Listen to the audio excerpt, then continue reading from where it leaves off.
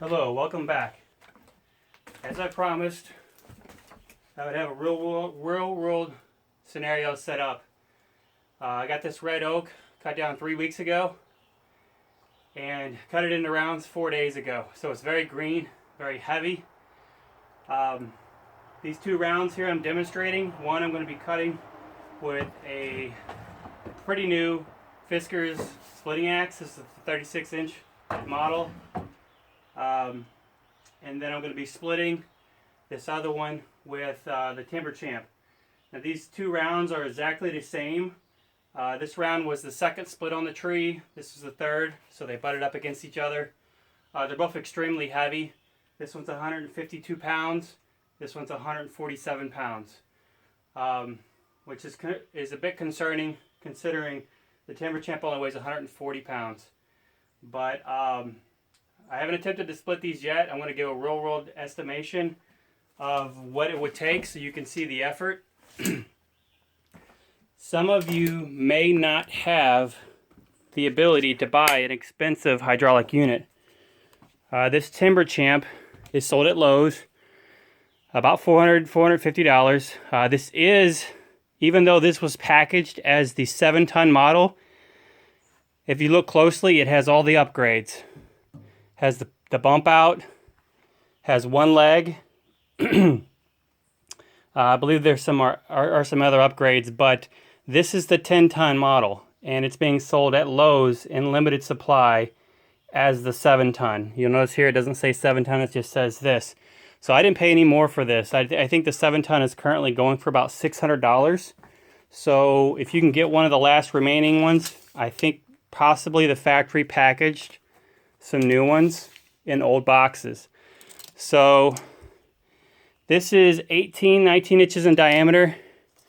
It exceeds what the manufacturer says it can do. I think 16 inches is what it said with the max. Again, 18 inches in diameter. Very green, as you can see, there's no split. I might have a little bit to work with here on that, but the grain's going this way, the lines, so that's what I'm going to use. All right, and I'll give a good faith effort at splitting it with a hand axe and see what I get. I'm not going to kill myself on it if it won't split.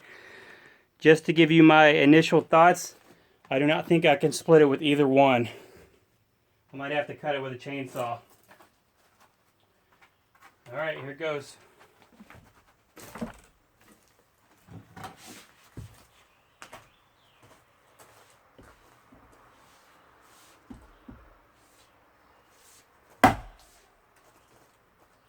Bounced. That's how green it is. Making a line.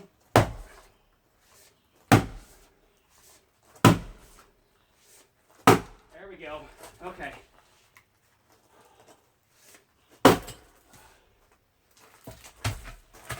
Okay, well, needless to say, that's not what I was trying to prove. So it's very green wood, which is a little bit easier to split than had to let this sit out for a while. So any indication, if you get something really big that you think might be hard to split it immediately if you can.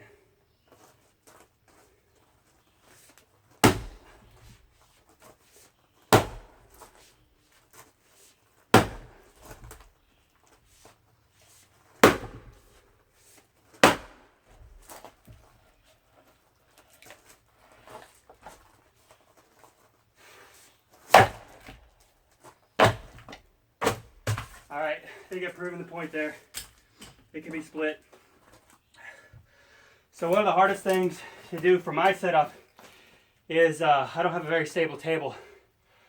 So I'm 200 pounds. Lifting this 100, almost 50-pound log into place is not easy.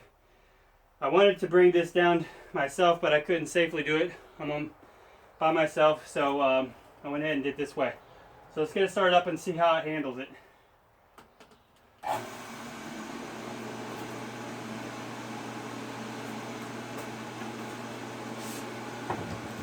Now typically,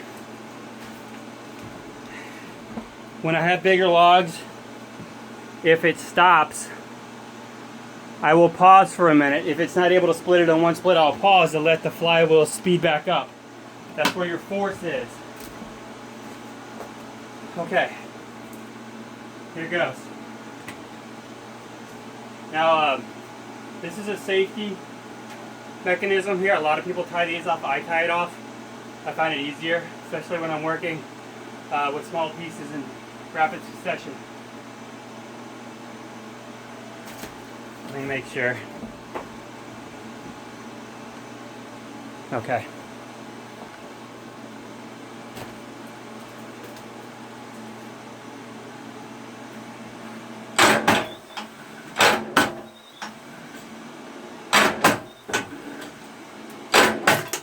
It's cracking. Okay, I'm going to need to push it off and it's going to fall. It's going to be a lot of weight. I thought I got that tire there. Okay, let me see if I can get this back up. So it's split through one side.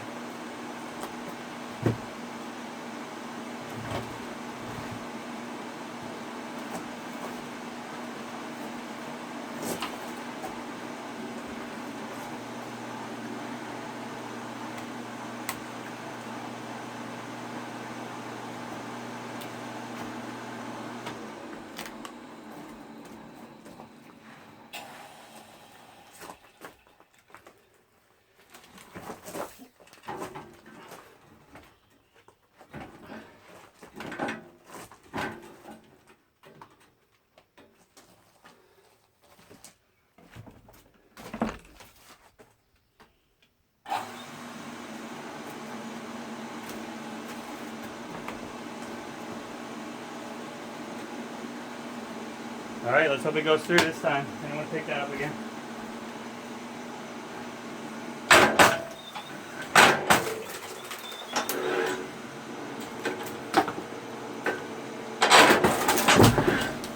Okay, completely split through. All right, so I guess that shows you. I can tell you that had I left those logs sitting for a couple months in the rounds form, it would not have been as easy. It would have been a nightmare. At least that's my experience with splitting by hand. Again, this is a new wood splitter for me, but I've been splitting numerous lots of wood here with the Fiskars.